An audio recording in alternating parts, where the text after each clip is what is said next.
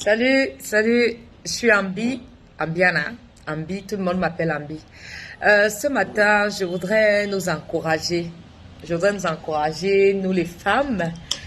La Bible nous dit qu'une femme vertueuse bâtit son foyer et une femme vertueuse est celle qui veut voir sa maison progresser, qui veut voir son mari en fait, tu veux voir des bonnes choses se manifester dans ta famille et toutes choses. Et c'est toi qui es vraiment la fondation, le pilier de ta maison. C'est toi qui apporte le changement dans la vie de ton mari. C'est toi qui l'habille, qui le change, qui fait que les gens commencent à le regarder, quoi.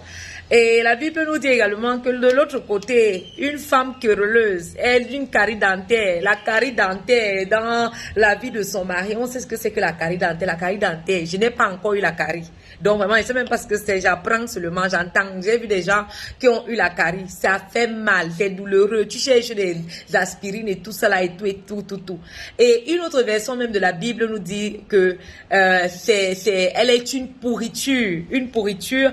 Nous avons ce passage dans Proverbe 12, verset 4, qui nous dit une femme de valeur est la couronne de son mari, mais celle qui fait honte est comme la carie de ses os. Alors femme, qui es-tu? Tu es la couronne de ton mari ou tu es de celle-là qui lui fait honte, qui est la carie de ses os?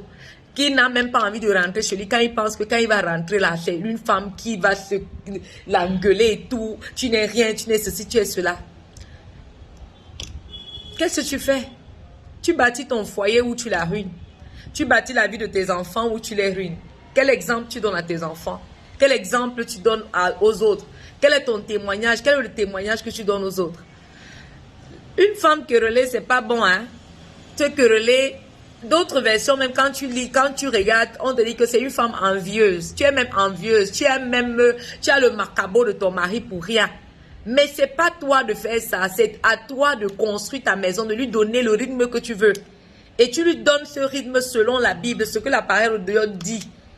Qu'est-ce que la parole de Dieu dit te concernant? Qu'est-ce que la parole de Dieu dit concernant ton foyer? Qu'est-ce que la parole de Dieu dit? Tu es belle, tu es ceci, tu es cela. Mets-toi en valeur, mets ton mari en valeur, mets tes enfants en valeur. Ce que tu veux voir se manifester, ce que tu regardes dans les autres couples là, il faut pas envier. Demande le secret des autres. Mets tes genoux au sol. Ma soeur m'avait dit, ma soeur, ça se passe sous tes genoux. Mets tes genoux au sol et vois le changement se produire.